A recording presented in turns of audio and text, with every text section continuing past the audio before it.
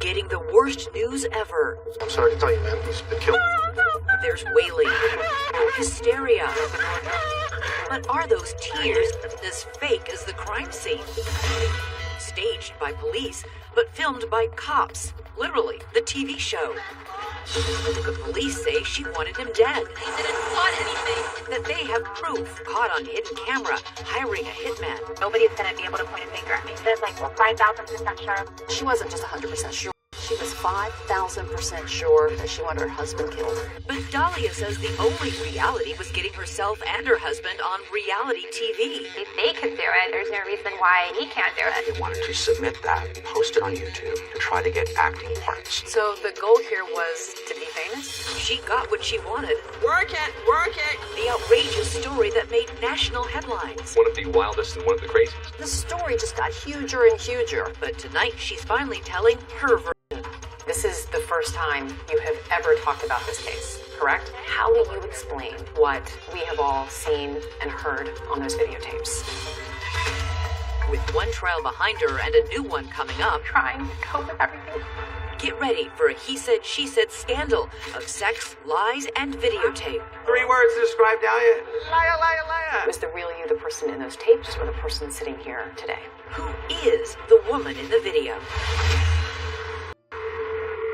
Good evening, I'm Elizabeth Vargas. David is away on assignment. Tonight, the jaw-dropping story that seemed to go from just married to a murder-for-hire plot in just 6 months. But now that the woman on trial is speaking out only to 2020, things aren't so open and shut. Instead of asking, how much did she want to get rid of her husband, her lawyers say you should ask, how far did she go to get on reality TV? Here's Amy Robach. Palm Beach, Florida. Mansions face the shoreline. Pricey jewels fill the store windows. Bentleys dot the boulevards. But just down the road, the bling disappears as if a wave swept it away. If Palm Beach is high-end Top Chef, Boynton Beach is Meatloaf. A tropical blend of strip malls, side by side with palm trees, retirees, and young folks just starting out. It's home to petite, soft-spoken Dahlia Dippolito. She is Boynton Beach's most unlikely and notorious celebrity. I didn't do anything. The wrong kind. Miss Dippolito, is your husband Michael? Her road to infamy began with this video. It looks like police telling Dahlia her husband of just 6 months was murdered. Okay, I'm sorry to tell you, man, he's been killed. But watch closely, because nothing in this case is what it seems. Trying to find out. Turns out police are duping Dahlia. That whole crime scene, it's fake. Police claim Dahlia ordered a hit on her husband, and that they have hidden camera video to prove it. Nobody's gonna be able to point a finger at me. First comes love, then comes marriage, then murder. This story was on newscasts everywhere. Dahlia Dippolito, she is the Boynton Beach newlywed. Caught on tape taking a contract out on her husband. The hitman turned out to be an undercover cop. Police staged a fake murder scene. For 6 years, hounded by the press, but never saying a word. Until now. Walking on the sidewalk right now, this doesn't happen very often. No, this doesn't happen at all. This is the first time I've had to walk in a long time. Yeah, your every move is monitored. She's under house arrest, accused of solicitation to commit murder, tethered to an ankle bracelet. That's what it looks like. And it doesn't come off at all. She says she's on medication for what is unsurprising, depression and anxiety, and that faith is what gets her through each day. Her favorite escape? Listening to worship music. Her favorite band? Hillsong. All the songs are just about people going through struggles. I feel like I'm, casting away the negativity and just really bringing in light. What's been the hardest part? Not knowing when it's over, not being able to leave, watching everybody around me being able to come and go as they want, and I can't do that, and just trying to be happy for them as they're coming back and forth and stuff. Her downfall began, she says, the day she met what she thought was her dream man. What was your initial impression of Mike Dippolito? Charming. He was a workout fanatic and self-employed marketer, and more than a decade older. But no matter, they had instant chemistry. What drew you to him? He was really, really engaging, and I felt a really strong connection. We seemed to hit it off really quick. What do you think Michael saw in you? My personality. I guess we were active sexually. That seemed to be on point. Well, there was that. And of course, Mike had a Porsche, seemed to have plenty of money, and a nice new condo in this complex, Renaissance Commons. What better setup to start a new life? I would say I was naive in that I just never imagined something as crazy as what happened would happen. You know, you would never see that coming. Indeed, who would have imagined that the Dippolitos would be a duo on the tip of so many tongues? Dahlia Dippolito. Dahlia Dippolito. When people hear the name Dahlia Dippolito, what do you think comes to mind? Everything negative. All the headlines, the person they're describing, it's definitely not me. When Dahlia sat down with us for her first television interview, she wanted to talk about a very different Dahlia. A girl with a normal upbringing who danced, played sports. I had a really great childhood. Happy, had a lot of friends. She went to Catholic high school, then on to college, and soon after got a real estate license. A career choice as natural in South Florida as sunscreen at the beach. For someone with a personality like she describes. I didn't have a hard time getting along with people. She really didn't have trouble getting along with Mike. The two lovebirds were so happy dating, it was only a small issue that he was, well, married to someone else. I was told that he was going through the divorce proceedings. Would you have had a problem had that not been the case, if he just was a married guy who was looking for some fun on the side? Yes. Mike had a past, but he says so did Dahlia. Mike says Dahlia wasn't just selling real estate, she was selling herself as an escort. Well, I didn't meet her in church. That's obvious. Needless to say, you know, I was married. I made a bad decision.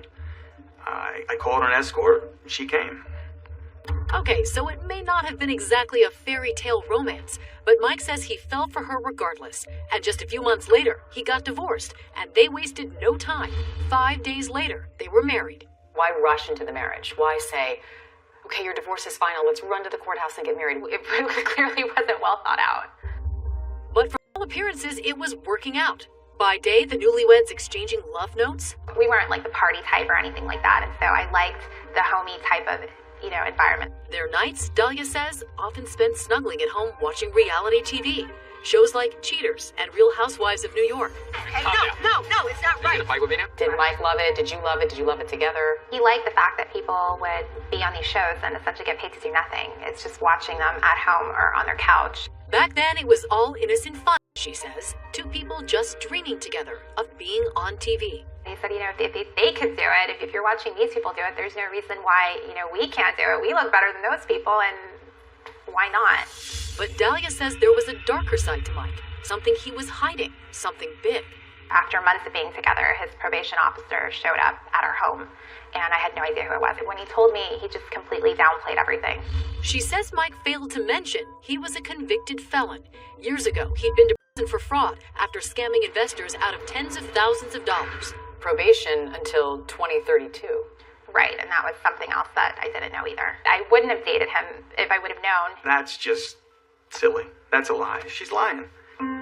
Mike says he was trying to live a very clean life to be sure he didn't violate his parole, which is why he got worried a couple of months into the marriage when strange things start happening. 7 years, I guess, prior, I had no run-ins with the police. I meet Dahlia, and within 6 months, I'm probably pulled over, had my house searched, and grabbed at every other area in Palm Beach probably 8 times.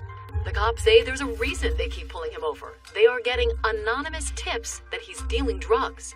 And I'm like, well, how's this happening? Strange things going on in his life, and in Dahlia's too. Police say after just 6 months of marriage, she has other men in her life. Men who are helping her with a secret plan to get Mike's money, his condo, and get him out of the way.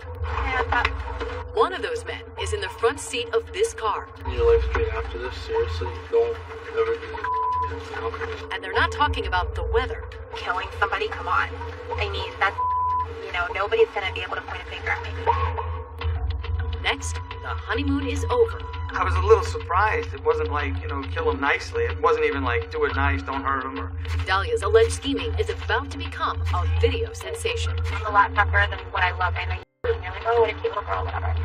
But I'm not. I could just watch the video over and over. It just is one of those clips that never gets old. Stay with us.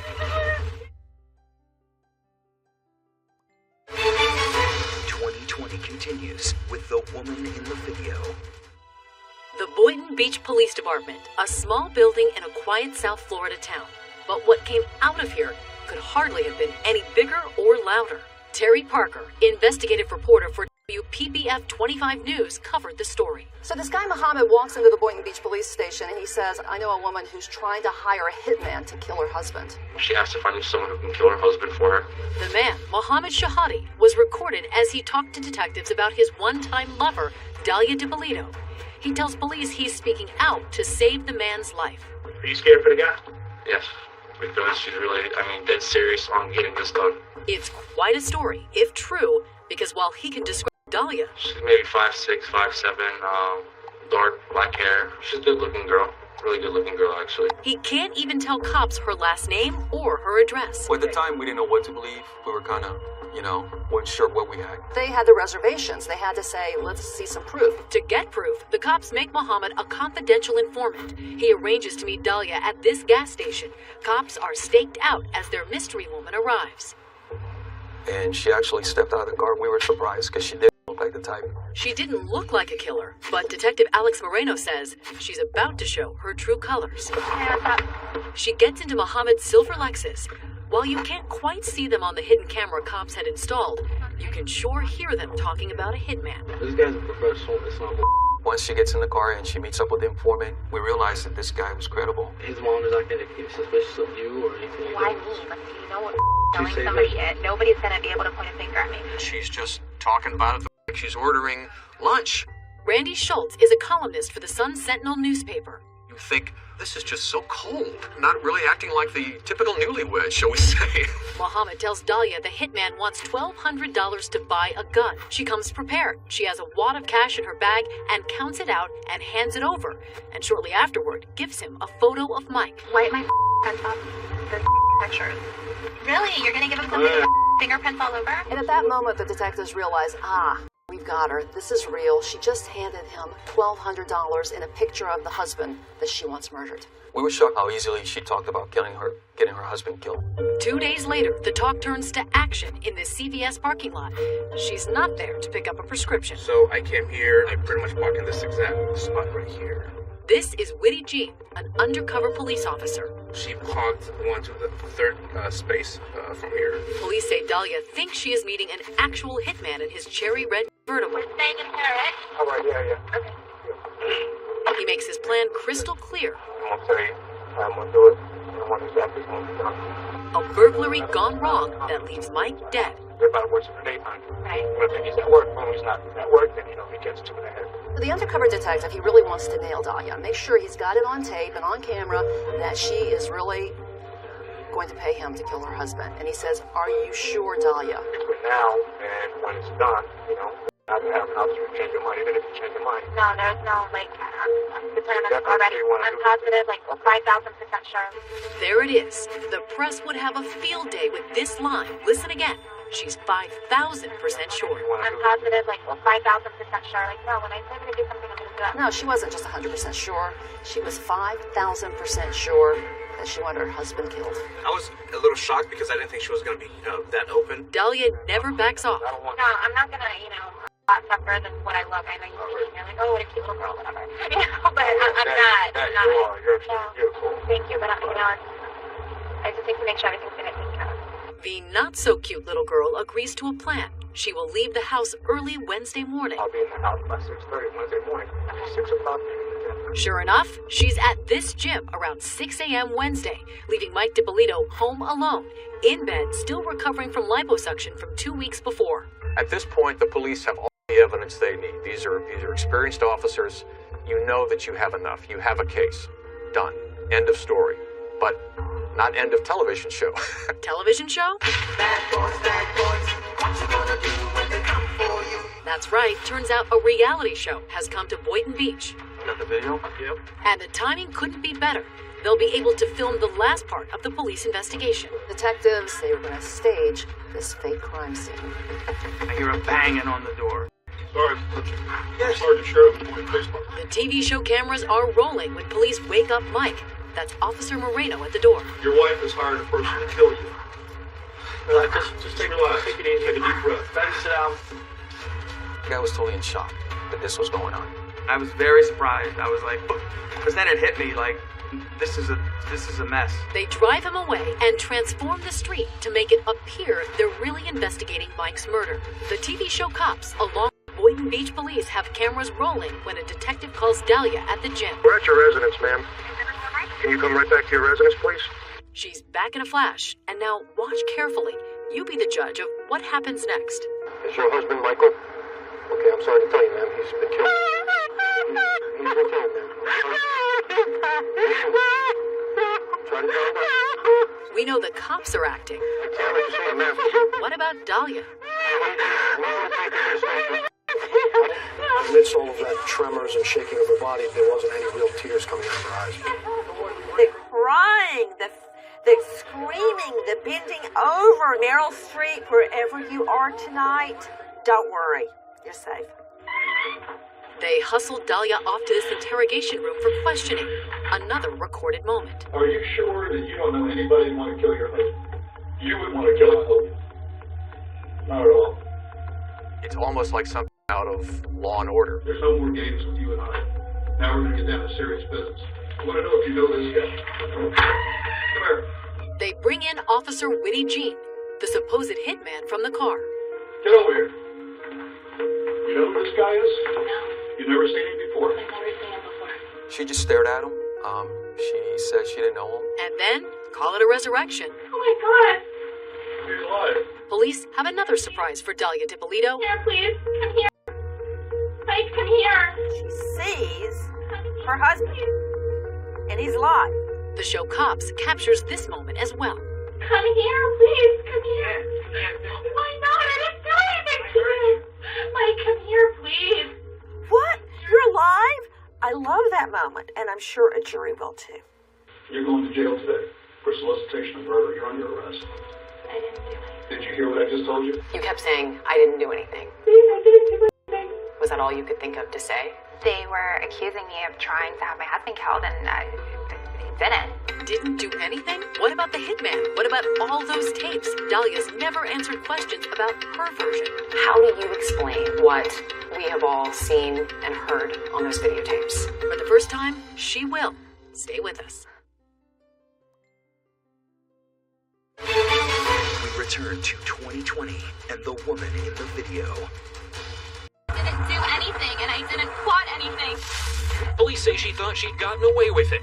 Not even a few hours after Dahlia DiPolito was caught on camera, the story went viral. It's an unbelievable case. Caught on camera trying to hire a hitman to kill her husband. Bombshell tonight. A newlywed in Boynton Beach, Florida. Work it, cry. Problem, ruh-roh, the hitman is the cop. I'll never forget it. Because we just stood around the newsroom. What is this? I could just watch the video over and over. It just is one of those clips that never gets old. In an unusual move, the Boynton Beach police released the video of the fake crime scene on YouTube the same day, and the public couldn't get enough. So this story just got huger and huger, and it was like a reporter's dream come true. They got played and replayed over and over. Fast forward 2 years, and cameras are all over Dahlia once again, this time out in the open as she finally gets her day in court. Charged with solicitation to commit murder, facing up to 30 years in prison. Your trial. Can you describe what that experience was like for you? Confusing, really difficult. You will see how determined she was to have Mike DiPolito, her husband, killed. Prosecutor Elizabeth Parker tells the jury, don't be fooled by the petite, now demure-looking defendant. Dahlia is a scheming, plotting, would-be murderer. She has no guilt, no remorse, no concern for the safety of others. Really, really strong evidence. It's not often that you get the crime actually caught on tape. You know, every morning he's walking the dog like at a certain time. Well, what was her motive? You know, here's a new bride. They've just been married. Why? They say love is blind. The motive, according to Parker, is simple. She wanted his money. She even convinced him to transfer the title to his $250,000 condo into her name, and she wanted another man, a former boyfriend named Mike Stanley. He's in construction. Dahlia's been texting with him, Parker says, and the texts seem damning. Boynton Beach detective Alex Moreno reads their X-rated conversation on the stand. Do you want my hot, tight body all over you? His monotone hardly matching the steamy words. Love you so much. I'm so horny for you. Some of the stuff was kind of cheesy. I mean, I had to read it up on the stand. It was not my best moment. Baby, I love you, and I only want to you. The evidence with Mike Stanley, huge motive for why she wanted her husband out of the picture. 893 text messages between the two of them. She's shameless about the way that she uses her sexual power to get what she wants. And what she wanted, Parker says, was to get her husband out of the way by planting drugs on him and calling the cops. That's why Mike DiPolito kept getting pulled over by police. She was trying to set him up to have his probation violated, to have him arrested. The sooner he gets jammed up, the sooner we can be in Paradise Island, baby. Were text messages presented at your first trial? Sexually graphic messages between you and a man named Michael Stanley. Do you have any explanation about what happened? I didn't send those messages from my phone. Mike actually sent those text messages. Mike DiPolito, her husband, sent them? Dahlia claims her husband was playing games with her former boyfriend. Mike DiPolito denies it.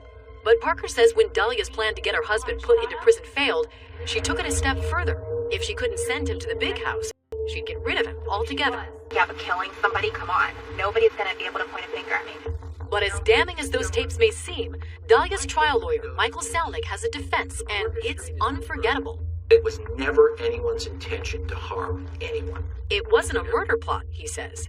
It was a stunt. It was a hoax. It was a plot to get on television, a reality TV defense. The plot seems to thicken and thicken and then thicken again. I've seen a lot of wild and crazy defenses in my day, and this is certainly one of the wildest and one of the craziest. Reality TV has become a way to launch a center stage career. Salnick tells the jury Michael DiPolito wasn't a victim. He was an accomplice, that Dahlia, Mohammed, and Michael were working together to create some kind of videotape to try to land themselves as stars in reality TV. The website name says welcome to realitytvcastingcall.com. Salnick presents a computer forensic expert who found that Dahlia had searched reality shows on her computer. The thing about reality TV is that anybody can do it. Anybody can become famous. And a professor and expert in reality TV who explains how alluring it is to many people. If there's any way the defense is going to win here, I think she needs to take the stand. But she didn't. Why didn't you testify? It was a daily, yes, you're going to testify, no, you're not going to testify. And Did you want to testify? Yes, I did. You regret not testifying? Absolutely. Judge, the defense is going to rest. Still, as the jury goes to deliberate, Dahlia tells us her side was confident. I never had the impression or the understanding from my attorney that losing was a possibility. Everything was always, you know what, we got this. Wow. We have really good poker faces. These jurors say they consider the trial a disaster for Dahlia. I'm really surprised to hear that she thought it was going well. In fact, it took just 3 hours to reach a verdict. Has our jury reached a verdict? We all just said, well, she's guilty. It was kind of unanimous. We find the defendant guilty of solicitation to commit first-degree murder. As for the reality TV defense, and the defense didn't present anything that really represented this was for a reality TV show. There was nothing. For them, the tapes told all. And she said, I am 5,000% sure. And that did it for me. I ask you to have some mercy. At her sentencing, Dahlia's mother, brother, and sister begged the judge for leniency. I need her here. Why did you get so emotional? Hearing my sister talk about how she's looked up to me. And she wished I could go, and watch her get ready for prom. It was really emotional because I really value my family. Your web of deception. The judge is unmoved. There is absolutely no moral justification for your conduct. It was pure evil. I'm sentencing you to 20 years in the Department of Corrections. And when he said 20, it was numb. But when we return, a courtroom bombshell. She's getting a new trial? Exactly. Were you surprised? A new trial with 2 new lawyers, and guess where she found them? On TV. Mark Eiglar's. But here's the good news. I think the law is on the side. They say they have a winning strategy. I am 5,000% sure Dahlia DiPolito is innocent. And it comes from yet another TV show. Burn Notice. I want to pay you a lot of money to kill a lady. This episode has a plot twist that sounds familiar. I'm here because someone was hired to kill you. Is a TV crime drama the key to the case? Stay with us. Not going to, all right?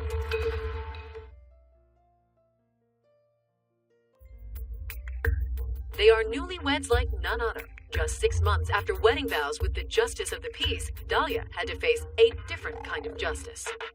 Pure evil. The result? 20 years in prison for solicitation to commit murder. That seemed to be the end of this story. Her husband Mike even had some pity for the woman convicted of plotting his death. For a second, I felt a little bad for him. I mean, it's no fun. Nobody wants to go to jail. I know that for sure. But then, Dahlia's Hail Mary prayer for an appeal was answered. In the last hours, the Black Widow, Dahlia DiPolito, set to walk free. A Florida judge ruled the jury wasn't selected properly and ordered a new trial. The appeals court tosses out the conviction. Were you surprised? It's the first piece of good news throughout the whole process that I received. So now Dahlia is anxiously awaiting a new trial. She is out of prison and under house arrest at her mother's home. Finally, ready to talk to 2020 about the charges against her. Did you want your husband dead? No, absolutely not. Did you hire a hitman to kill your husband? No. Because it is a pre-trial interview, her newly hired high-profile lawyers, Mark Eiglarsh and Brian Claypool, wouldn't let her talk about certain parts of the case, in particular, those seemingly damning videotapes. Wipe my hands off the pictures.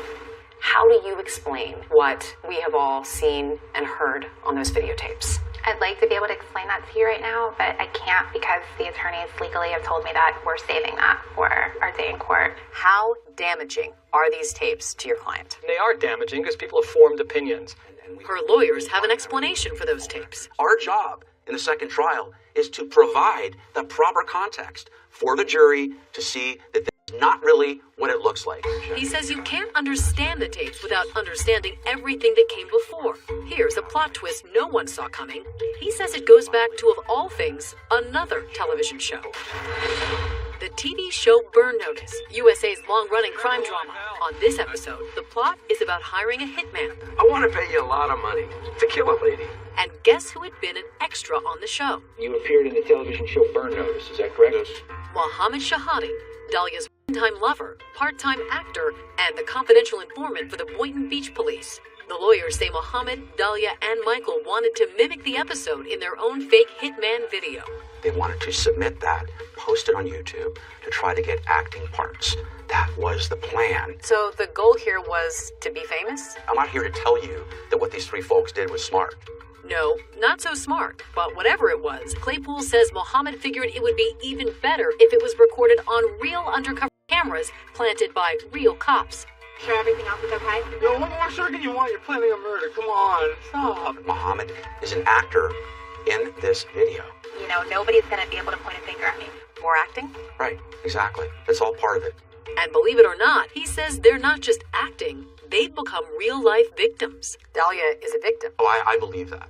Absolutely. Claypool claims the real wrongdoers in this story are the detectives themselves. How? This special edition of Cops is on location with the men and women. Remember the TV show Cops? They'd been planning to film with the Boynton Beach Police for months. When Mohammed walked in with the story about a hitman, Claypool claims detectives thought they had struck gold. What the police department did is they found out she's an attractive woman. In their minds, they're like ching, ching, ching. This is a perfect skit to get on tape. Got the video? She just got in the car. Okay, catch 2 and ahead. I get in and out. Catch 2 and ahead, okay? This is where the explanation gets tricky. Claypool claims Mohammed realized his plans that sounded so good for a fake YouTube video were spinning out of control in real life. He wanted out, but detectives threatened him to make him continue as a confidential informant. He wanted zero part of that. Detective Marino was calling him 10 times a day. Dude, you gotta do it, you gotta do it, you gotta call her. Mohammed acknowledges he felt pressured by police in this deposition. Why did you believe that you could get prosecuted for this if you didn't continue to work with them?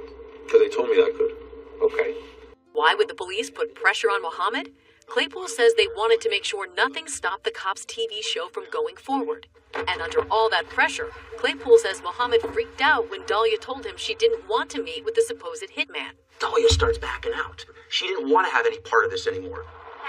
Hey, we're staying in Paris. Claypool claims she only kept up the act because Mohammed threatened her with a gun. He threatened to hurt me and to hurt my family. Did you believe he would? Absolutely, yes. So she was threatened to act out a hoax on a videotape? I mean, do you understand how ridiculous that sounds to a lot of people watching this? Yeah, that's not ridiculous. You've got a 6'2", 230-pound man with a gun. Saying you will do this Absolutely. YouTube hoax or else? Right. All right, so that's how I'm going to do it. You know what I'm saying? Robbery went bad. All that leading to the famous 5,000% sure moment. I'm positive, like 5,000% sure. 5,000% sure, not 100% sure, not 1,000% sure, but 5,000% sure. How do you explain that? I look at that video and I see somebody who's struggling with whether she's really sure. She's struggling? What? Why? Well, how is she struggling if she's 5,000% sure? Well, you might find that humorous, but when I hear people say they're sure, I'm 110% sure. She's trying to overcompensate. Whether she's 10, 100, or 5,000% sure, Dahlia's lawyers believe the whole case against Dahlia doesn't add up to anything, that she was framed by the police. So are you saying that Dahlia was enticed, entrapped into soliciting a murder for hire? There's no question about it that the Boynton Beach Police Department was dead set on manufacturing a crime here. They filed a motion to dismiss the case, claiming police violated her constitutional rights. The police deny any wrongdoing in a Skype interview. The cops' show just happened to be here at the time of this investigation. We're not in the business of producing television. We're in the business of saving lives, and we believe we did that in this case. We believe that the merits of the case, the evidence collected, will stand, and we believe we have a solid case going forward. And what about when Dahlia was arrested? No, you didn't do anything. Why didn't she just tell police her version of what happened? I've asked her that question too. Oh, yeah, everybody. Hey, Sergeant, this was just a YouTube thing we were putting together. She was in a state of shock. I couldn't react. I just completely froze. I wanted to get out and I felt just paralyzed. What do you say to people who say you're just denying the undeniable? That this is an open and shut case? That now with the attorneys that I have, so much is coming to light to where it would just be insane to not believe me. So who to believe? Is Dahlia the soft-spoken, wholesome woman at our interview, or a cold-blooded killer? Was the real you the person in those tapes, or the person sitting here? The person sitting here. The tape was a show, it was a tape. That was the purpose of it. You were acting in those tapes? Yes. But you're Liar! We asked him about Dahlia's version of what happened, that he and Mohammed were making a YouTube video with her. Absolutely not. That's a lie. That's such a lie. That's my reaction. He says he never even knew Mohammed, no less planned a YouTube video with him. I've never met him, ever. Mike's last conversation with Dahlia was a phone call she made from jail, the night she was arrested. Mike, please, I needed a truth. Can you please help me? This is the truth. Yeah, it is. Like, how do you explain what I saw and heard? Dahlia's lawyer, Brian Claypool, thinks Mike seems to offer a tit-for-tat that doesn't pass the smell test. No, I don't do. You know what I'll do for you? Seriously, Frank, shine my house back over to me. I'll help you, Mom, immensely. Give me my house back. That's it. Why? I'll help you. That doesn't sound to me like it's coming from a person who thought his wife was going to have him shot twice in the head. As for the mysterious Mohammed Shahadeh, what does he make of all of this? He declined to do an interview with us. He has denied working on a video with Dahlia and Mike and ever threatening her. But Claypool claims these phone records show otherwise. 500 calls between Dahlia and Mohammed in the days leading up to Dahlia's arrest. She was baited, enticed, and entrapped. At her new trial, Dahlia says there will be one radical change. You're prepared to take the witness stand? I am. And testify in your own defense? And to handle all that cross-examination?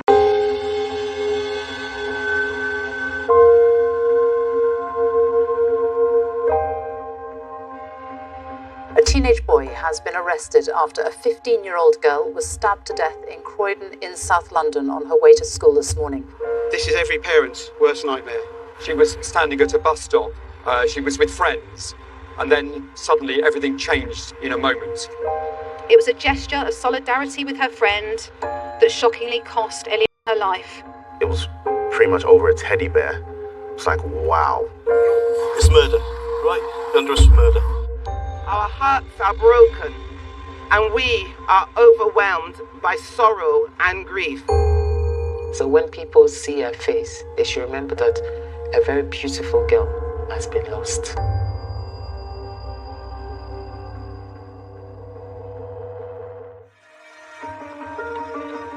Eliane was born with my sister, and that was the most happiest day of her life. And it was like a miracle that she was waiting for. I remember my auntie and uncle having quite a few difficulties having children, and so Eliane was literally the miracle baby.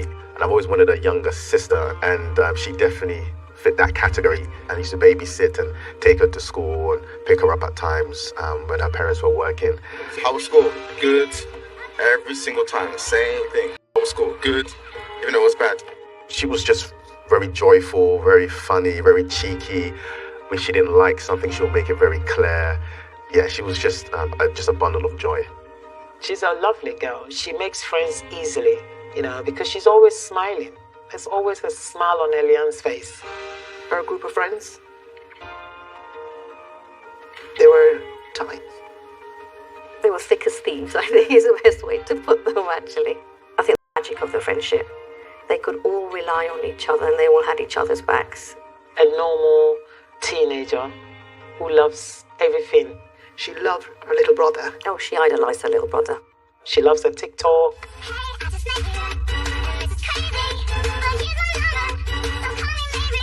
And I just remember the precious moments of me and her with music. I used to do a lot of music back in the days, and she used to be one of my biggest fans.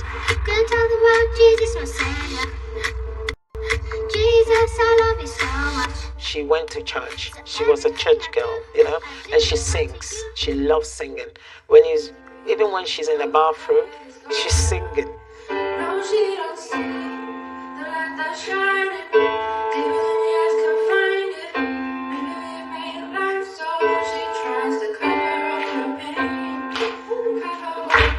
She'll be asking me questions about the Christian faith, and I was able to answer those questions in a way that a child would understand. But because of my music being very faith-orientated, we really connected. She was doing GCSE art, she loved art. I think that's a sad part we'll never get to see, where it would have all taken her. Eliane always wanted to do something big. She wanted to be a lawyer. So Eliane loves studying. You see her all the time with a book, reading, talking about justice, talking about things that she feels, this person wasn't treated fairly. And the final time that we saw her, 1:30 on the 26th of September, and she left the classroom, and the last word she said to me was, "Thank you, Mrs. Smith." And that was it. And she left.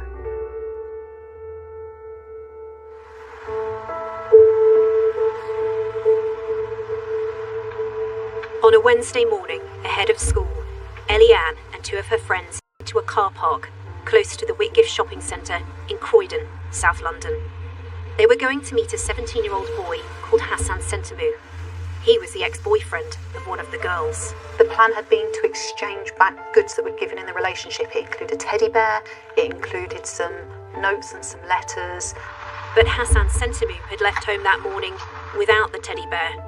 He was wearing a face mask and 2 pairs of gloves. On arriving at the pre-arranged meeting point, the friend had bought this bag of clothes and it was given back to Hassan, but actually he'd arrived empty-handed, and there was a lot of, "Where are my things?" And Eliane's actually made a comment, "We're going to be late for school, we haven't got time for this." She's standing up for her friend. We come to collect the stuff from Hassan yet. So it's like an interchange. She gets her stuff, he gets his stuff. He didn't even bring the stuff. And she simply ran and grabbed the bag back. At that moment, Eliane was laughing. She was laughing, she found it funny, and one of the last moments that we see Eliane alive, she's smiling as she grabs the bag. This was no malice, this was trying to do what's right and get to school on time. And that obviously changed to horror. In only a matter of meters, she's caught by Hassan, who'd taken a knife from his waistband, and then he repeatedly stabbed Eliane. I got a phone call. I arrived in Croydon within half an hour, and I couldn't believe it. When I heard it was a girl, what was going through my head is why? Why? I don't understand why. Wellesley Road is a main thoroughfare. You don't expect stabbings to happen in places like that. You just don't. You've got a hotel across the road. It's a link from East Croydon into the Whitgift. People on their way to work in the morning. People on buses on their way to work. Children still on their way to school. You wouldn't expect something like that, especially in the morning. There were just so many people that witnessed and saw this heinous crime. After the stabbing, he runs away. What we've been able to do through tracking down and obtaining numerous hours of CCTV is we see him discarding items in a bin. We later find out that that's the 2 pairs of gloves and the face mask that he'd taken out with him. We see him continuing to run away, and he then tries to hide and dispose of the knife, the murder weapon, in a front garden. Sentamu used his Oyster travel card to board a 1:30 bus. At 9:42, he changed buses onto the number 64. Eliane's friends, who had not only been with her but actually seen this horrific assault, even through their trauma, they were able to tell the police officers that arrived on the scene what had happened and who was responsible. And that bravery that they showed as 15-year-old girls was able to help us in locating him. That information was very quickly relayed over the radio. We had the absolute luck of an eagle-eyed officer simply seeing Hassan getting off of the bus. He was able to go up and challenge him. Give me your hands. What's your name, mate? What's your name? Simply by looking at his Oyster card, the officer knows. You got any idea anyway? I'm looking for someone who's just stabbed someone. I need to see your name. Say something on your Oyster card. This is the suspect, and he's able to arrest him. Put your hands behind your back. Put your hands behind your back now. He didn't know whether Hassan still had the knife. Where's the knife? Where's the knife? As far as that officer was concerned, he was approaching somebody who was still armed that had just seriously attacked a little girl. You're under arrest for suspicion or G-active intent. That's for stabbing your girlfriend avoiding the school, okay? In regards to that, you don't have to say anything, but it may harm your defence. Something to rely on in court. Anything you do say, make them in his evidence. Back at the Whitgift Centre, passers-by had been desperately trying to save Eliane's life. We heard from a bus driver who ran to Eliane's aid, holding her hand saying, "I won't leave you, and you're going to be okay." I remember that bringing me a great sense of sadness, but also comfort to know that someone from the community of Croydon really comforted her in her last breath. Got a mate officer colleague who's a chief inspector. He said, "Mate, we tried." I looked at officers as they were in tears because they tried their hardest on you. They tried their hardest. One of the young girls was so, when she was told that Eliane had gone, that young girl broke, and we had to try our best to keep her calm. Sonia, it was the most devastating thing I've witnessed in years. Eliane was pronounced dead at 9:21 a.m. That news was relayed to the officer who was arresting Sentamu. Hassan, it's murder, right? You're under arrest for murder. My sister called and said something bad has happened to Eliane. So I said, she's in school. So what do you mean something bad has happened to her? What, in the school? And she said no. At the Whitgift Centre.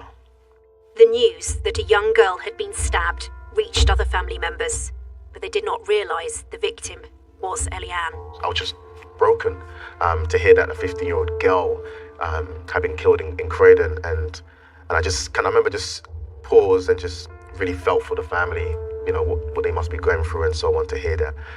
And then I started getting loads of phone calls, and I picked up to my sister, and she told me that Eliane is dead. And I remember I just froze. Me and my wife just stood there just weeping. I went on the internet because that's the only thing I could do. And it says a girl has been stabbed in Croydon.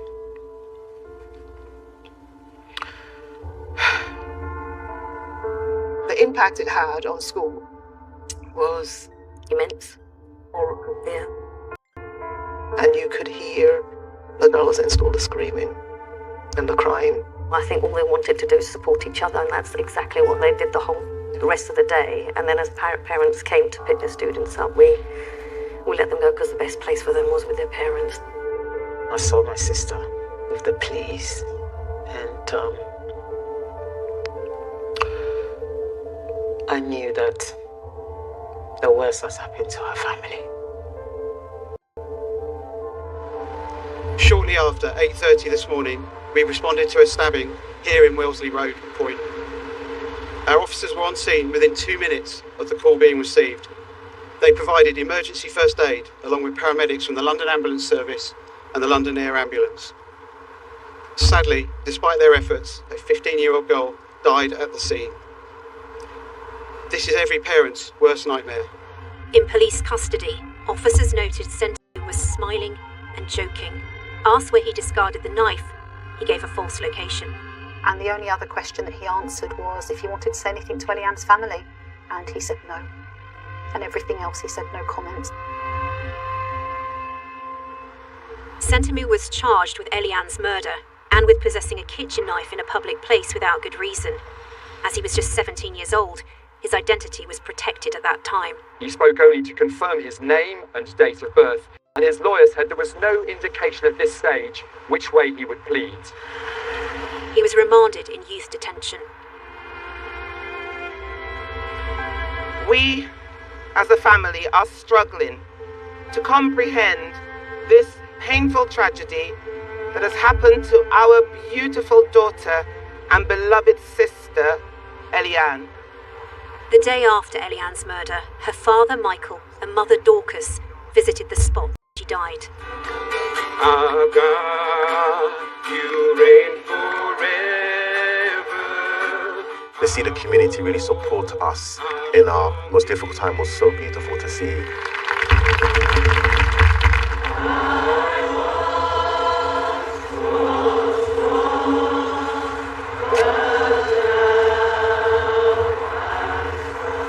I remember when we walked through the Whitgift Centre to come out for the visual, we seeing like 1,000+ people there. It was like, wow.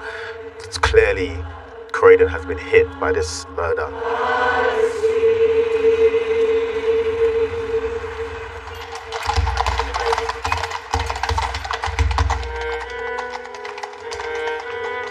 We had over 800 people at the funeral, and we had people standing outside.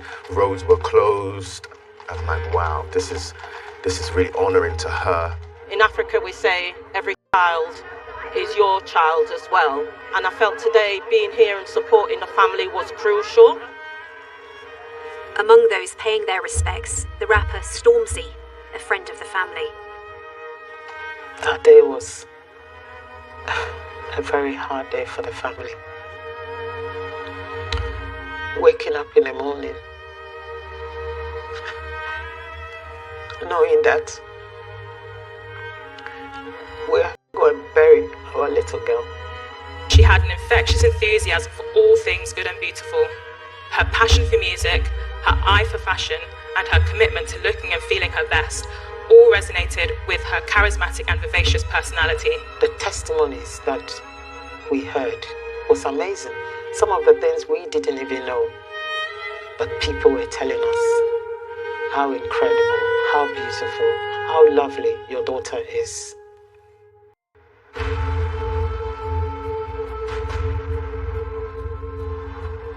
Our investigation and our evidence was actually incredibly strong. Within a matter of weeks, we had the DNA evidence from the knife. We had the CCTV, which not only shows him running away and discarding the knife, but it shows the moments that he stabs Eliane. We have the CCTV building up to that moment where they meet in the morning.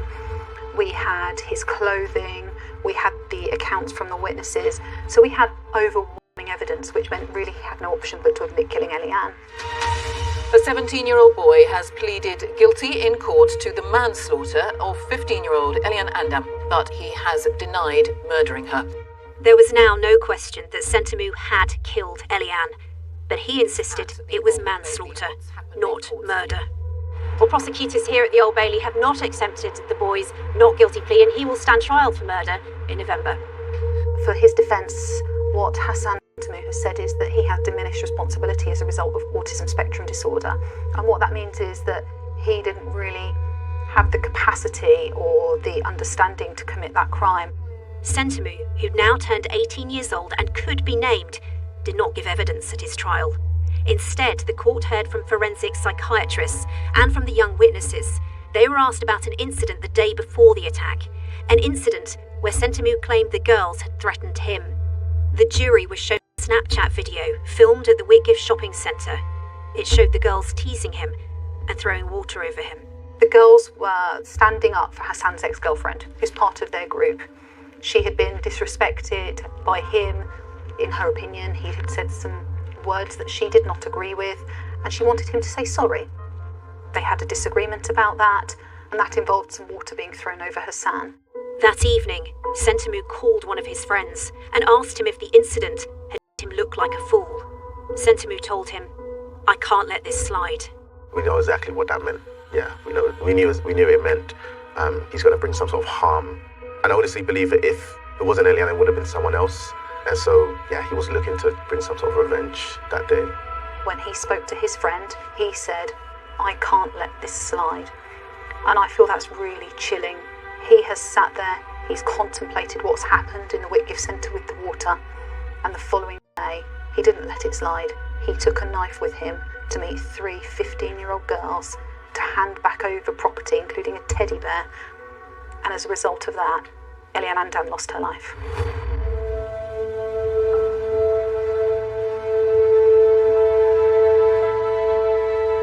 The jury took 11 hours and 42 minutes to find Sentamu guilty of murder by a majority of 10 to 2, and unanimously guilty of possessing a knife. The verdict today is the first step towards justice for Elian, but also a message that violence and knife crime, especially towards young women, will not go unanswered. We think about her every moment of every day, cherishing her love and the joy she brought to everyone around her. It was a bittersweet relief.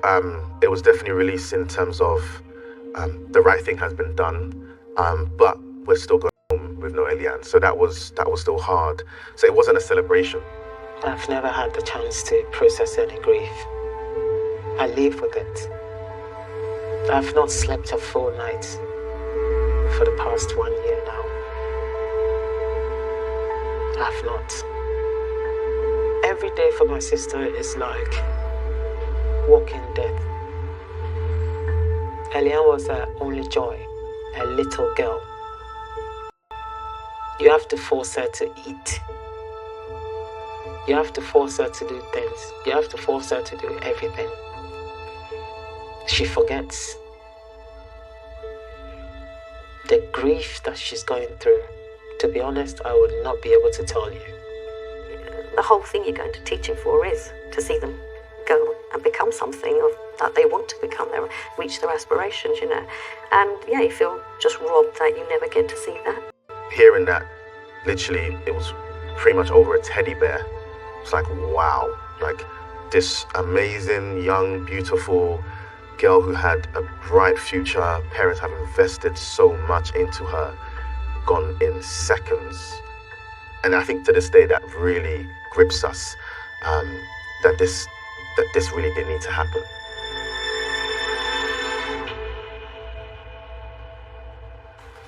Stand up, San Sentamu.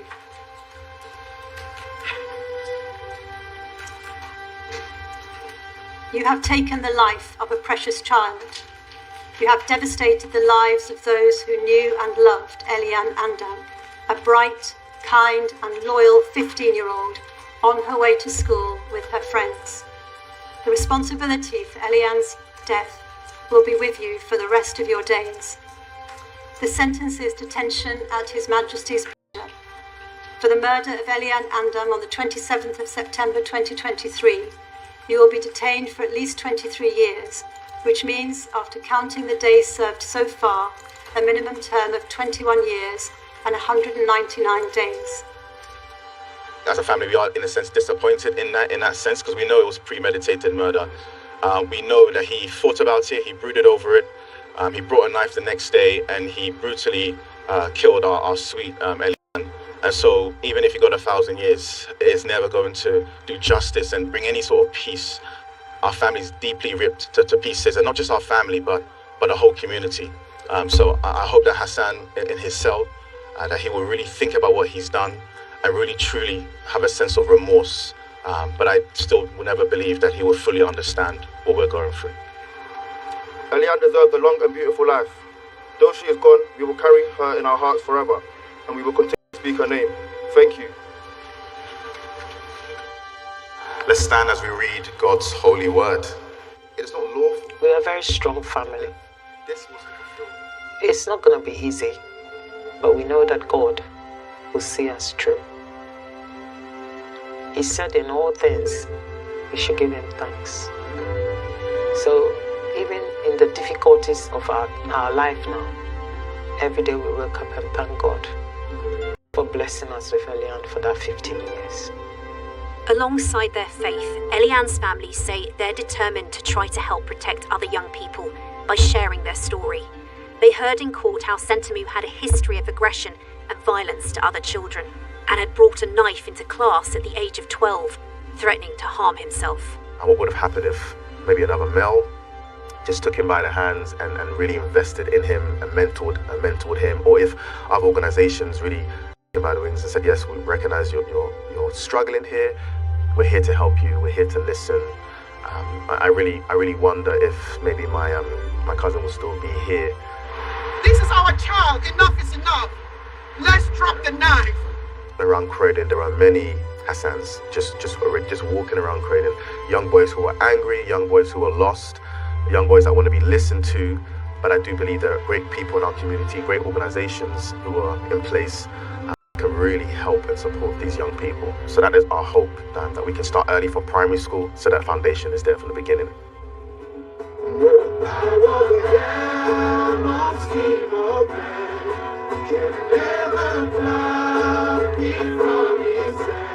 On the first anniversary of Eliane's murder, her family unveiled a mural at the spot where she died. We are telling people to put the knives down every time you see the picture of Eliane. That mural is beautiful because it really does reflect Eliane. One of the things she loved, which you'll see in some of her pictures, is that she loved her hair. And so we really wanted to capture that. And that is the hairstyle I remember her having the most. That's what makes that memorial so special, that each person has left their real mark on that tribute, and it's so personal. So it's hopefully a reminder as people walk and drive through one of the most busy parts of Croydon to just stop and think of the impact that knife has on this community. I like people to remember Eliane as the most beautiful girl. A girl that lived a life to fight for people, to love people, to just be there for friends and family. I want people to always know that the Eliane that we lost was very precious to our family, my sister especially. So when people see her face, they should remember that a very beautiful girl has been lost.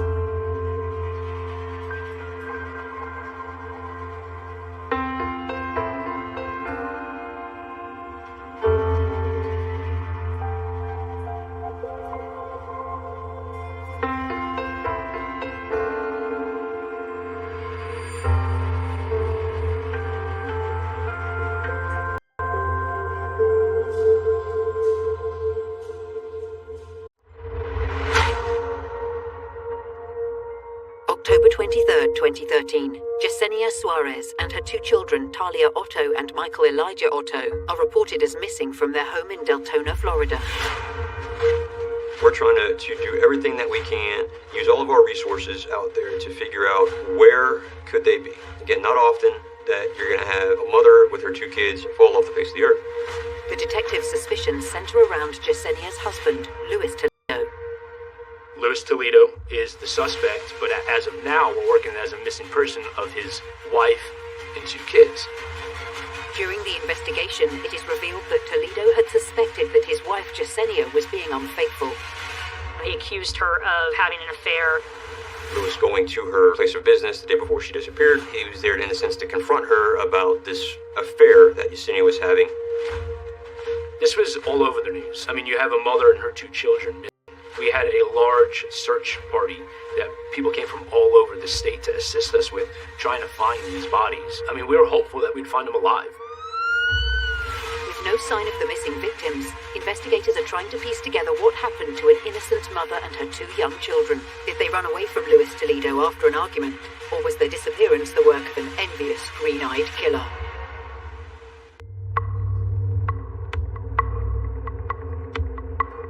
Deltona, Florida. Felicita Nieves is trying to call her daughter, 28-year-old Yesenia, for their usual morning catch-up. We used to talk every day at 7 in the morning. 7 in the morning was like, Mom, I'm getting the kids ready, go to school, then go to work. And I didn't hear from her. You know, I started calling, nothing. With no response from Yesenia, Felicita reaches out to her daughter's workplace. and they told me that she said she was going to work from home. I called the school and nothing. The school said that the children had not arrived that day. This is not right. I felt something was too funny, and I called my husband. I said, look, I know something's going on. Felicita also tries to contact Yesenia's husband, Luis Toledo, but gets no response. Growing concerned, Felicita alerts the police and sets off to drive to Yesenia's home a short distance away. I flew, and I called the cops to turn the to wait for me there. And when I got there, I knocked on the door, but then all of a sudden the cops came. I was a detective in the major case unit. I was contacted by my then supervisor about a missing female and her 2 children. I in turn responded to where they live, which was a house in Deltona, Florida. Deltona is a very large residential community. It is, I'd say, about 120,000 people now in a small city. It's a lot of juvenile population there, which turns into juvenile crimes, into street gangs, and all that stuff. And I got debriefed by detectives, law enforcement officers, got somewhat of a rundown, names of who was involved. Yesenia Suarez, Talia Otto, Michael Otto, they were the children, and that a man by the name of Luis Toledo, who is the husband of Yesenia, and the stepfather of the 2 children, was the person that we believe last saw her alive. By the time he was in his teens, 15, 16, 17, he already had crimes on his record: a home invasion robbery, a burglary. He was jailed for shooting a gun in the direction of a person. In 2008, he was paroled from prison, and a year later, he met Yesenia Suarez at a street fair. Supposedly, there was some kind of fracas, and fists were flying, and something had hit Yesenia. And here comes Luis Toledo, picks her up, moves her out of the fray, goes with her to the hospital to make sure that she's all right. And it sounds like a Disney movie. Here is your knight in shining armor coming literally to your rescue when you feel you are in peril. And the 2 soon started dating. We were a happy family, laughing, outings together, Thanksgiving, Christmas, birthday. When my grandkids were born, I was always there. Talia was 9 years old. Michael was 8. They were born 10 months apart. Some people call them the twins. They were born so close together. They just sound like great kids. We used to live in the same neighborhood. I was my daughter's best friend, let's put it that way. I never agreed with that relationship. Since the beginning, I didn't like the person. And I used to tell my daughter I like him, but, they're free of will of picking whoever they want. So I ended up accepting them. It was only a 4 years relationship. They lived for 2, and then they married for 2. He started going to church too. They got baptized, and then they got married, which was 2 years before the incident. The couple had been married only a year or 2 when the wheels started to come off. Luis Toledo was not as attentive at Barber College. He was not as attentive to the kids at home. I didn't like the way sometimes I used to talk to the kids, but I used to say to my daughter, hey, Mom, please, don't start, da-da-da. So I said, okay, it's your daughter. And I always used to say, I hope nothing ever happened to you. I hope nothing ever happened to you. He had been associated to a gang here in Florida, a gang called Latin Kings, and one of my colleagues had dealt with him in the past. Latin Kings is one of the largest street and prison gangs in the country. They stem from prisons to communities. They're all over the place. Deltona, Florida has a large Hispanic population. A lot of people from New York, Puerto Rico, and the Latin King group that Semi, or Luis Toledo, was involved in is from New York, and they're the Bloodline Latin Kings. And they were one of the most organized criminal gangs in Volusia County. The captain at the time, over investigations, brought it to my attention and asked if I happened to know Mr. Luis Toledo because he had some gang involvement. It just so happened that I knew Mr. Toledo very well. I was a gang investigator prior to, and Luis Toledo was one of the gangs that I investigated, and I grew a relationship with Mr. Toledo. When I first met him, he went by Semi. It was never Luis Toledo, it was never Toledo, it was always Semi. And the reason why he had Semi was because he was like a semi-truck, right? He was big, bulky, and he was extremely aggressive and fast. He was a boxer for the Latin Kings. He trained the Latin Kings in boxing. So he's one of those guys you didn't want to come across in a dark alley. And he had a very hot temper. He was very strong. So when he hit you like a semi-truck. So Luis Toledo had a high ranking in the Latin Kings, not only in the state of Florida, but throughout the nation. he was the number one, in the Latin Kings, and apparently he stopped doing that.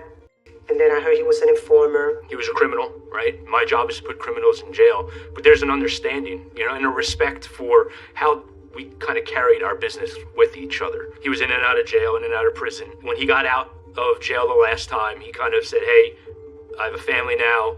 I'm going to stay out of the criminal side. Because again, Latin Kings are a criminal street gang. There's nothing illegal about being a criminal gang. What he was doing was he was still Latin King. He was still going by his manifesto. He was still having meetings, attending Latin King meetings, but he was stepping back from the criminal side. He was being more of a father figure, I would say, to the Latin Kings, and he was concentrating on his family at the time. Even as Toledo attempts to distance himself from the Latin Kings, Felicita is still on edge over his marriage to her daughter.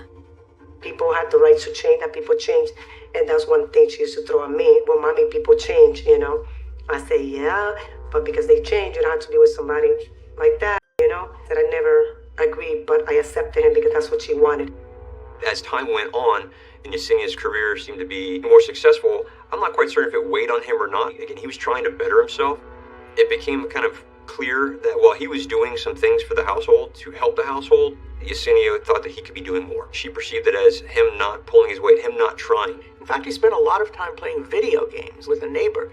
And so you can imagine Yesenia, who would come home from work, still had homework to do for her college degree. Her kids are doing their homework, and her husband is playing video games late into the night.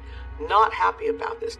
She's doing all this, and he's doing nothing, and I think that started to drive a wedge in their relationship. And then ultimately, it got to the point where he becomes aware, or he becomes suspicious, that Yesenia is probably seeking the attention of a man, most likely someone that she works with. So she's, paying for the entire lifestyle. He's staying at home to supposedly be a stay-at-home dad, but he's not taking care of the kids. So she is expected to do everything in the relationship, and then the minute she's not attentive to his needs, it appears that he becomes, jealous and assumes it must be that she's attending to someone else's needs.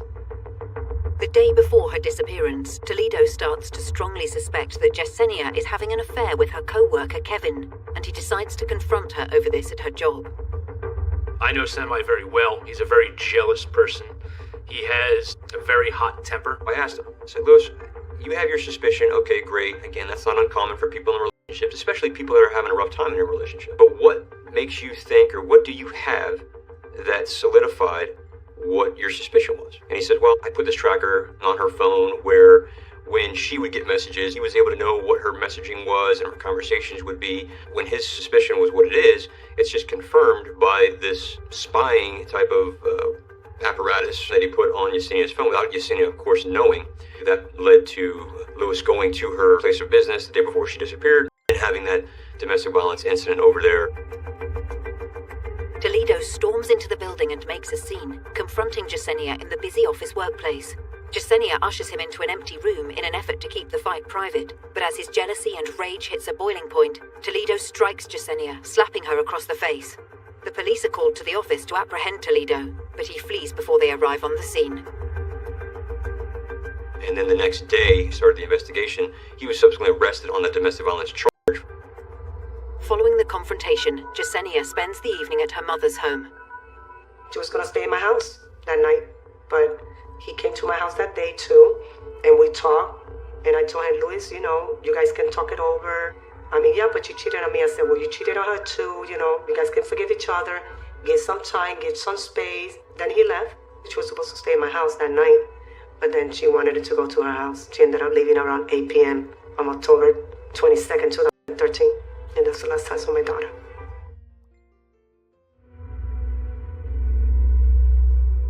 October 2013, 28-year-old Yesenia Suarez and her 2 young children have disappeared.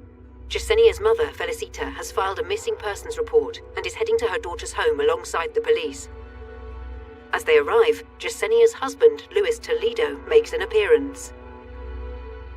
Luis was rolling up in a vehicle, and she became kind of confrontational with Luis, knowing the background between Luis and Yesenia. And I told him it was my daughter. He said she left last night. I said, where? Where's my daughter? When questioned, Toledo tells Felicita he has no idea where Yesenia and her 2 children are. He mentions that they had taken off the previous night and he hasn't seen them since. The police decide that a search of the home may shed some light on their location. The cops go into the house, and what they find is nothing. There's nobody there. There's evidence of the family. The kids' backpacks are there, but there's no kids. And there's also, the first thing the police notice when they go in is a very strong smell of a cleaner. They think it is like pine sol. And why is that? Why is this the overpowering smell? And they begin to find some very unsettling things. What they see is evidence that something violent happened. They find drops of blood, a lot of them in the master bathroom. And they wonder, where did this blood come from? Whose blood is it? They find evidence that the bathroom had been cleaned up and wiped down. And, of course, that raised their concerns and their suspicions about what had happened and who did it. So coupled with what we knew the day prior, Lewis and Yesenia had a domestic violence incident. We knew from Yesenia's mother that Lewis and Yesenia were having marital problems, that they had been at her house the night prior talking about their issues. Yesenia and her mother would talk every morning. At this point we got involved, it was probably mid-morning, and that had not happened. Something was not right. And so given the totality of circumstances, and knowing a little bit about Lewis's history, that he had been a high-ranking member in a criminal gang that is known for violence, all these things were just suspicious. The police decide to take Lewis Toledo in for questioning. We left that scene because my assignment at the time was to go and interview Lewis and try to get as much information as I could from him that would help out anything that was happening on the scene in Deltona. My name is Investigator Bagnard for the Lewis County Sheriff's Office, and I want to talk to you today about some missing people. My job was to get as much information as I could from Lewis in terms of timeline. We knew from Yesenia's mother when Yesenia left that house, and she happened to live down the street from where Yesenia and Lewis lived. So now we got to fill in what happened between the time when Yesenia left to the time where now Yesenia's mother showing up at the home and having this conversation with Lewis Toledo. I sat down with the captain and the lieutenant at the time, and they were like, hey, we're working this missing person investigation. Lewis Toledo is the suspect, but as of now, we're working as a missing person of his wife and 2 kids. And when they told me that, I had a gut feeling, and I told them straight up, I was like, you're not going to find them. And they're like, what do you mean by that? And I was like, well, I've known Lewis Toledo for a long time. If something happened, it was either gang-related, or he lost it and killed him. I was there to build the rapport with Semi just because we had that ongoing relationship. This way he kind of felt some trust in the situation. Sergeant Pagliari was there more for the investigative side to get the questions answered and try to get some closure in the case. I want to talk to you. I need your help on this case. Your wife is missing, and the 2 children are missing. Are they your children or her children? They're my kids. I raised them, but I'm not honest. Okay. I did not want to go down a road where it seemed like I might be judgmental because I knew about his criminal background. Truth be told, when these kinds of investigations, whether it's a homicide investigation or a missing person investigation, a lot of times law enforcement looks at the people that are closest to them. So in this case, the closest person to Yesenia and the kids would have been her husband. So to get out of that stereotype of, well, I'm the husband, I must be the prime suspect, so on and so forth, that was not the line of question. That was not the tone I wanted to set. But the curveball to this whole thing, the thing that kind of changes the dynamic of the interview on that first day, is when I find out that there was a neighbor, and his name is Tyshawn Jackson. The story that Tyshawn Jackson told, of course, is very different from the one that Luis Toledo told. He said that Luis woke him up around 6 o'clock the morning of October 23rd. He says, well, can you drive my car as I drive my wife's car over to the neighboring county? Tyshawn knows who Lewis is. They play video games together. They have a relationship. It's not just like a random out of the blue person who gets their window knocked on at 6:30 in the morning and then helps out. Ty being Ty, yeah, I'll help you, no worries. He started thinking otherwise, like, what's going on? Why are we doing this now? And then when Ty gets back to the house, he sees the cops everywhere. And that's when he started putting 2 and 2 together, like, hey, maybe something bad happened. Tyshawn tells us, the detectives, he says, listen, we dropped the car over at a parking lot in the neighboring county. Law enforcement go over there and they find this vehicle. The worst case scenario is that Yesenia and the kids are inside the car. The car's cleared, there's nothing in the car, and law enforcement takes it into their possession. So as I'm interviewing Lewis on day 1, and I start talking about timeline, it's very important for investigative purposes to establish timeline. When was this person last seen alive? And so I said, Lewis, when's the last time that you saw your wife? And he says, well, last time I saw her, we got in an argument. It was 1 something in the morning. We were talking about our relationship. In the midst of their argument the night before, Toledo took Jasenia's phone and messaged Kevin, the co-worker she was having an affair with. Lewis had texted him on Yesenia's phone and said, listen, hey, I can't do this anymore, we shouldn't be doing it. Lewis says that after he does that, Yesenia then goes and says, Kevin, it wasn't me, I didn't write that, that was Lewis. This enrages Lewis because Lewis is now saying, hey, we're working on a relationship here, I'm trying to make this thing better, you wanted to work on it too, I want to get this thing out in the open, and here you're undermining me. It was around 1:30-ish in the morning, and that's important for the timeline because Lewis then says after this doesn't go his way, Lewis is fed up with the situation, and then he voluntarily removes himself from the situation and drives away from the resident. That's what he tells me. Lewis says he gets in his car, and he goes and he visits his parents. I thought, okay, he got in his car, he left, and he physically went to maybe where they live or so on and so forth for himself to kind of blow off some steam or just get away from the situation. But what I learned in that conversation piece is that his parents are both deceased, and that they are buried at a cemetery in Orange City, which is a neighboring city to Deltona. We continued the timeline. I said, okay, so how long do you think that you were there at the cemetery? He said, for a couple of hours. I said, okay, then what did you do? He said, well, I drove home, I parked my car in the driveway, and I fell asleep. The next thing I remember, I wake up because the sun is hitting my face, I go inside, the kids are gone, and Yesenia's gone. So when Lewis realizes that his family's not there, he just thinks that they had gone on with their daily business.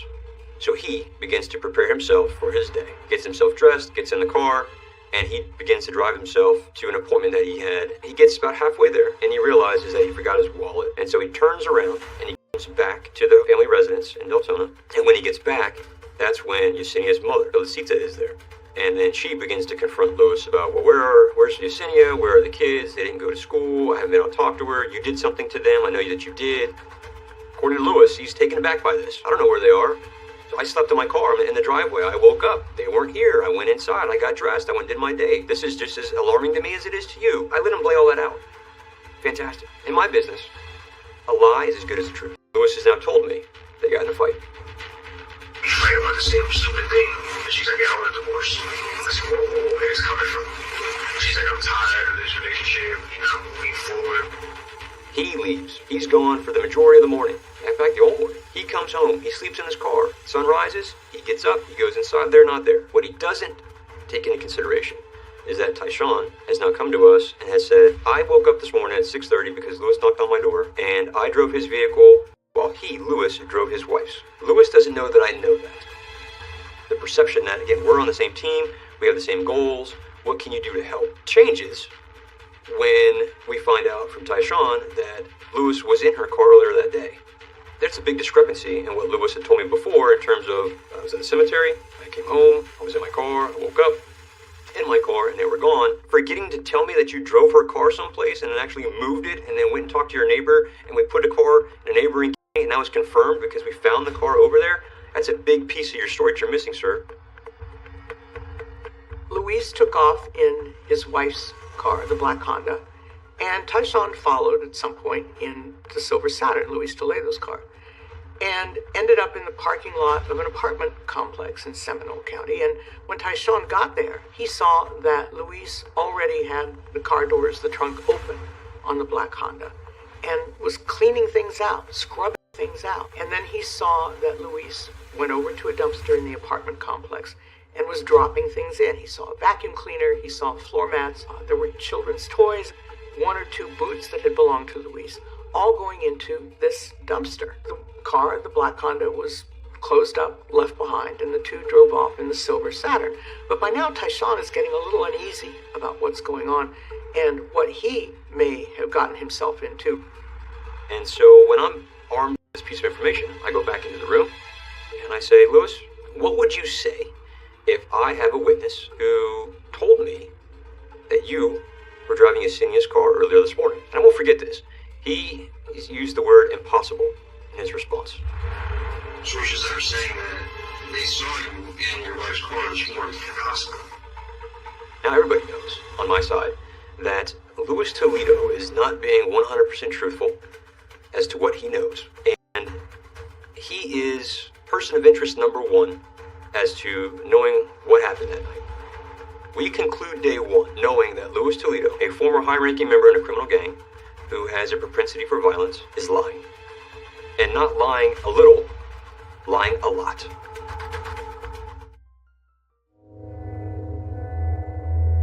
October 2013. Luis Toledo is being questioned by the police over the disappearance of his wife, Yesenia Suarez, and her 2 children. The purpose of our conversation was to find out where Yesenia was, where Talia was, where Michael was. As you sit in a room with a person like Luis Toledo in this type of investigation, there's a lot of pressure. Time is of the essence. You don't know, hopefully they're still alive. But as each minute goes by, are they injured? Are they in a position where if we don't get to them in time that they're not going to be able to sustain life? These are all things that you're up against. The investigators go back to Luis Toledo with what they know. They know more. They know what the neighbor has said about helping get rid of cleaning supplies, seeing where this vacuum cleaner and all these, the floor mat, the boots had all been dumped. And he could tell investigators where to find them. And then the investigators also put pictures of his family in front of Luis Toledo. He's going to tell all now. He can't bear this burden. And that's when he opens up and he begins to give the story. He and Yesenia had gotten in an argument, and it became clear she was either going to divorce him or move on from him. He said he separated himself from the situation. He goes outside, leaves the residence, and he sees the neighbor, Tyshawn. Lewis says that he and Tyshawn come back because they were going to play video games, and this just further enrages Yesenia. So Yesenia and Lewis continue to get in this altercation, this verbal altercation, which turns physical when Lewis says that Yesenia somehow attacks him. Now I sit across from this man who's got a violent history and has committed violent crimes in the past. I have no idea what to expect. She was hitting me or whatever. I felt like she was gonna go for my face, and I went to try to grab a bush or something. So I went back and hit her. And she just and she fell back. I don't know, man. It was like a sudden thing, man, because it really hurt my face. This is a man whose nickname was Semi because of the way he punched. And he always said, I would never hit them because I knew how powerful I was. And now he had done it. And here he was aghast, looking at the body of his wife as she lay there dying. And so I was like, what? I was like, Shaw, she's dying, man. She go help me, bro. He was just there stuck, like he didn't know what to do. So I was like, yo, she's around. I said, the whole time, she's dead, man. She's dead. Then the kids came out because of the noise. And I was like, yo, take him, bro. Please, get him out of here. I didn't want them to see, you know, and then my daughter was like, what are you guys doing? Like, Mom. And Shaw just went back to the room, though. And then I was sitting there kissing her, and I was talking to her. He panicked. As he was there trying to help her, crying over her, he heard sounds in the background and screams, and he goes to go see what it is, and it was Ty that went and killed the 2 kids in the bathroom. My kids, one was in the tub, and one was in the floor. He was in the tub. And when I grabbed him, I threw him against the wall. I was like, man, yo, I can't go back. I'm on probation. They saw us, man. You know, we killed them. I was like, no, we killed them, man. We killed my kids. I can't keep talking about it. I don't talk about it no more. Luis Toledo was blaming Tyshawn Jackson not only for the killing of his children, but for disposing of the bodies. And that Tyshawn Jackson took the bodies away and hid them someplace and refused to tell Luis where they were. He said, it's better you don't know. But, of course, then Tyshawn Jackson contradicts that. He has just shown up and found an empty car and a lot of stuff that had been put in a dumpster. He doesn't know where the bodies are. We're in an interview, and he's complaining of stomach issues. He said he hasn't been eating well, everything going on, the stresses and whatnot. So he asked to go to the bathroom. As we stand him up to go to the bathroom, he looks at me and he says, only you. And I was like, okay, all right. I told Sergeant Pagliari hey, maybe he's going to say something. Maybe this is, where he's going to just spill the beans, but he doesn't feel comfortable doing it right there. The plan was we were going to take him to the bathroom, which is right behind the interview rooms. I had a recorder on me, and I was also going to have the other investigators follow me to where they can stand at the edge of the hallway. They can hear, but he can't see them. We walked around, we went into the bathroom, and he didn't have to go to the bathroom. He sits down on the toilet that was closed, and he's handcuffed. He's looking at me, the door's open, and I'm in the hallway, and Semi's on the toilet facing me. And he's like, hey, where's your recorder? And I was like, what, do you need to know where my recorder is? He said, let me see your recorder. So I take my recorder out, and he said, throw it down the hallway. So I tried to be slick. I tried to slide it on the carpet, and of course it catches, rolls, batteries fall out, and we're like, of course. But yet I still had 2 detectives that were 6 feet away from me in case he tried to do something. I don't know what his state of mind is right now. He knows he killed his wife and 2 kids. So maybe this is an escape attempt. And he asked me if I can take him back to the house. And I was like, what do you want to go back to the house for? I was hoping he was going to tell me, well, I want you to take me there. I'm going to show you where the kids are. So I was like, what do you want me to take you back to the house for? Now I'm talking a little bit louder so the guys can hear me, right? And he's like, no, shh, quiet down. And I was like, okay, why? Why do you want me to go back to the house? And he's like, well, I want you to take me back to the house. You're going to make the cuffs loose. And then when you make the cuffs loose, I'm going to slip out of the cuffs. And then I'm going to make you guys, one of the deputies, kill me. I want to die where my kids died. And I was like, that's not going to happen. That's not going to happen. And at this point, I started getting louder again. And I started ending the conversation because he's thinking of suicide. I tell him, hey, that's not going to happen. That's not going to happen. Just tell me where the bodies are. And he proceeds to say, I'm never going to tell you where the bodies are. And all of a sudden, this man who says that his friend had disposed of the bodies, and in order to protect him, Luis said, you'll never tell. I'm not going to tell you where the bodies are. You shouldn't know. Luis Toledo himself says, I'll never tell you where the bodies are. Then came that moment that homicide investigators look for, which is that he cracked. He goes into the bathroom again and locks the door. Then he smashes the mirror in the bathroom. We hear glass breaking. Now inside the bathroom was a sink and a mirror, and so we know probably what he's doing. He's breaking the glass. We need to get in there. What's he going to do? The intentions are most likely for him to hurt himself, maybe commit suicide. The police try to get into the bathroom and they can't break in. Finally, they have to bring some kind of a ram to break holes in the door of the bathroom, use a taser through those doors, finally, to take Luis Toledo down and get him out. Clearly a suicide attempt. So clearly he had no intention of telling us where they are. He knows where they are, and now he's going to go in there and he's going to go to his grave knowing that he is the only person that can ever tell anybody who these people are. He's getting desperate now. He knows we're onto him. He's in suicide. He's looking at all options. So, now we got to start stepping back and start thinking a little bit more about this.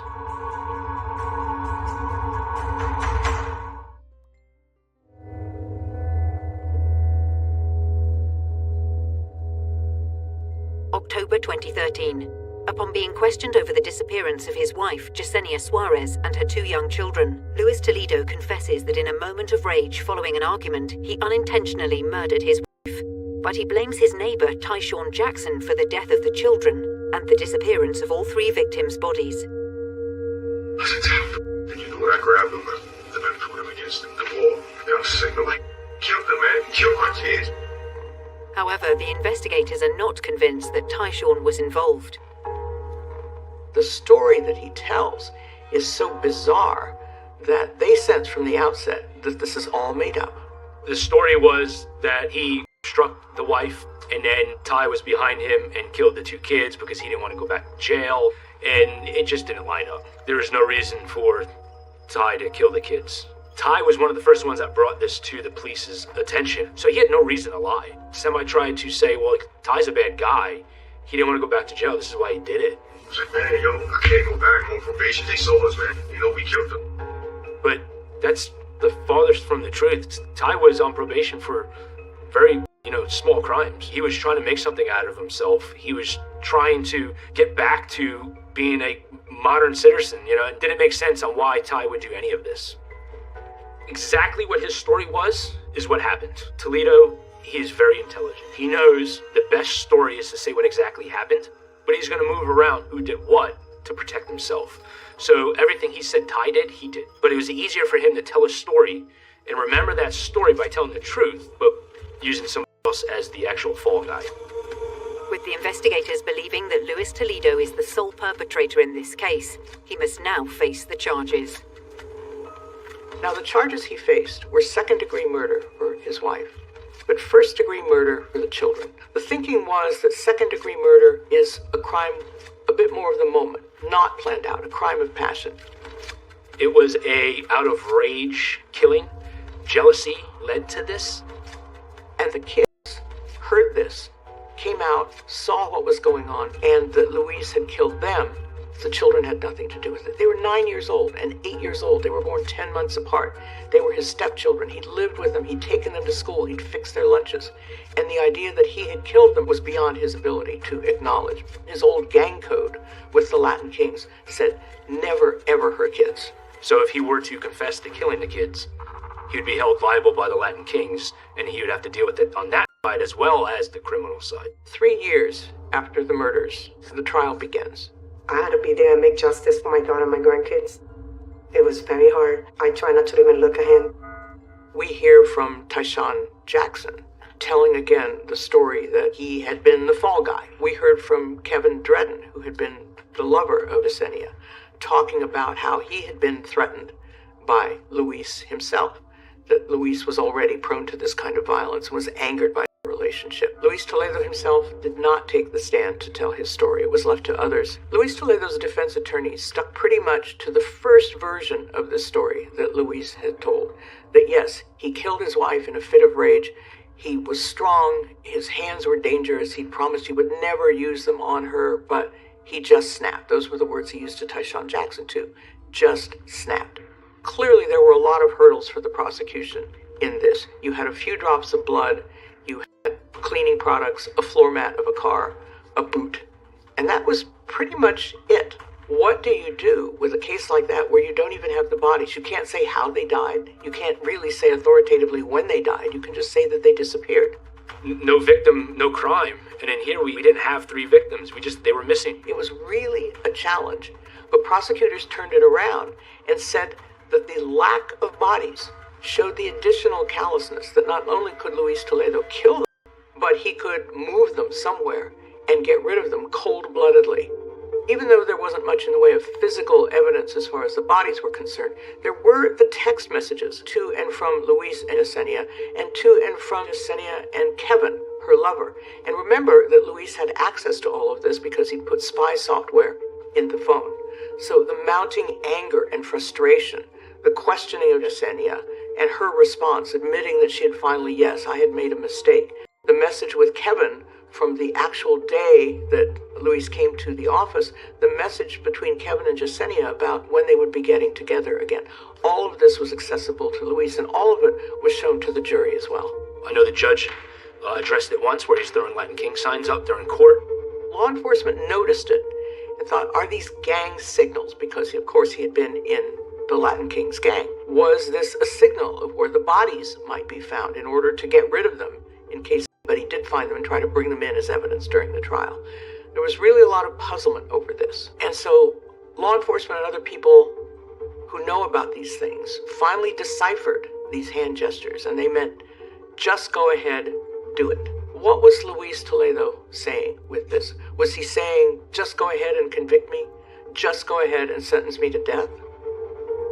So for trial purposes, what they wanted to do was play all of his interview.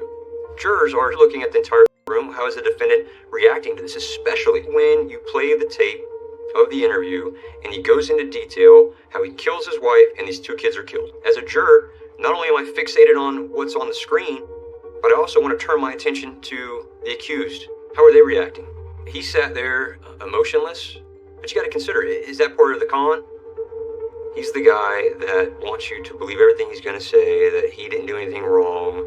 He justifies killing the wife because the wife did him wrong. He's a cold-blooded killer.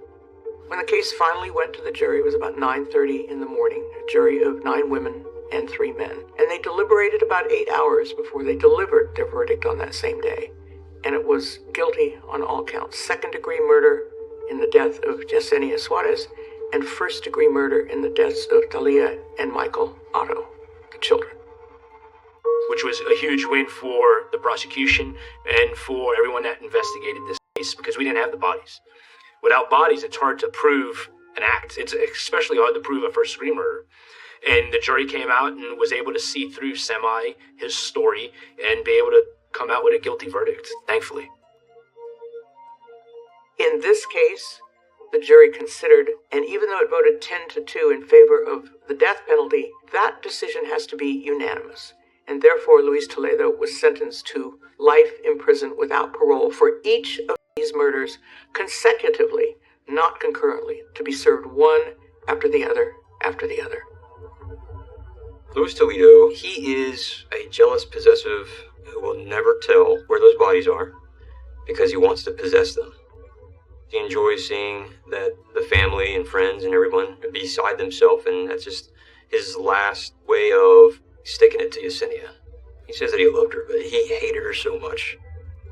He hated the fact that she cheated on him, that it drove him to this rage where he killed her, killed the kids, and as a last insult to her, he just will never tell anybody where they are. The search for those children and Yesenia really was uniting the community in a terrible and fearful way. They wanted to find the bodies, but they dreaded finding the bodies. And what was even worse turned out to be not finding the bodies. The family could not believe they were dead. The police were saying they're dead. And the family said, we won't know that without the bodies. They wanted the proof. We often hear that phrase, closure, that people, when their loved ones are believed to be dead, they want the physical evidence to know, and they want to be able to say goodbye to that part of that person that they knew and loved. In this case, there was nothing. In spite of this large hunt, police were there, investigators were there, volunteers were there, news crews were covering this assiduously, and yet nothing ever turned up. I would love to say to him that please just give me my family and let me put them in rest, where they're supposed to be, because some people say, Mavi, they're alive. I said, I know my family is not alive. I just want them home to put them in rest.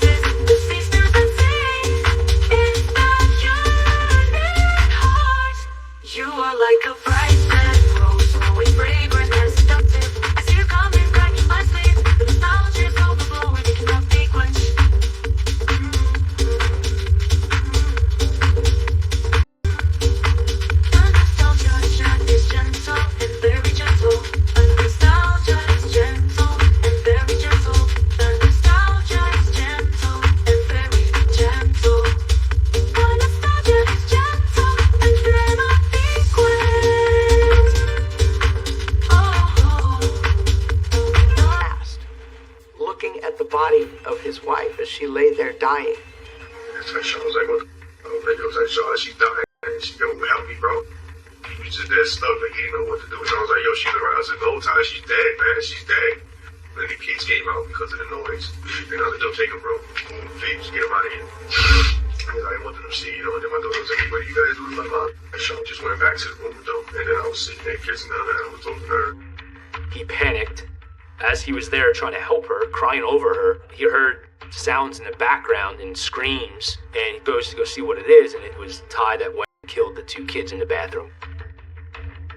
My kids, one was in the tub, one was in the floor. He was in town. You know, when I grabbed him, I threw him against the wall. I was like, man, yo, I can't go back. I'm on probation. They saw us, man. You know, we killed them. I was like, no, we killed them, man. We killed my kids. I can't keep talking about it. I don't talk about it no more. Luis Toledo was blaming Tyshawn Jackson not only for the killing of his children, but for disposing of the bodies. And Tyshawn Jackson took the bodies away and hid them someplace and refused to tell Luis where they were. He said, it's better you don't know. But, of course, then Tyshawn Jackson contradicts that. He has just shown up and found an empty car and a lot of stuff that had been put in a dumpster. He doesn't know where the bodies are. We're in an interview, and he's complaining of stomach issues. He said he hasn't been eating well, everything going on, the stresses and whatnot. So he asked to go to the bathroom. As we stand him up to go to the bathroom, he looks at me and he says, only you. And I was like, okay, all right. I told Sergeant Pagliari hey, maybe he's going to say something. Maybe this is, where he's going to just spill the beans, but he doesn't feel comfortable doing it right there. The plan was we were going to take him to the bathroom, which is right behind the interview rooms. I had a recorder on me, and I was also going to have the other investigators follow me to where they can stand at the edge of the hallway. They can hear, but he can't see them. We walked around, we went into the bathroom, and he didn't have to go to the bathroom. He sits down on the toilet that was closed, and he's handcuffed. He's looking at me, the door's open, and I'm in the hallway, and Semi's on the toilet facing me. And he's like, hey, where's your recorder? And I was like, what, do you need to know where my recorder is? He said, let me see your recorder. So I take my recorder out, and he said, throw it down the hallway. So I tried the slick, I tried to slide it on the carpet, and of course it catches, rolls, batteries fall out, and we're like, of course. But yet I still had 2 detectives that were 6 feet away from me in case he tried to do something. I don't know what his state of mind is right now. He knows he killed his wife and 2 kids, so maybe this is an escape attempt. And he asked me if I can take him back to the house. And I was like, what do you want to go back to the house for? I was hoping he was going to tell me, well, I want you to take me there. I'm going to show you where the kids are. So I was like, what do you want me to take you back to the house for? Now I'm talking a little bit louder so the guys can hear me, right? And he's like, no, shh, quiet down. And I was like, okay, why? Why do you want me to go back to the house? And he's like, well, I want you to take me back to the house. You're going to make the cuffs loose. And then when you make the cuffs loose, I'm going to slip out of the cuffs. And then I'm going to make you guys, one of the deputies, kill me. He's like, I want to die where my kids died. And I was like, that's not going to happen. That's not going to happen. And at this point, I started getting louder again. And I started ending the conversation because he's thinking of suicide. I tell him, hey, that's not going to happen. That's not going to happen. Just tell me where the bodies are. And he proceeds to say, I'm never going to tell you where the bodies are. And all of a sudden, this man who says that his friend had disposed of the body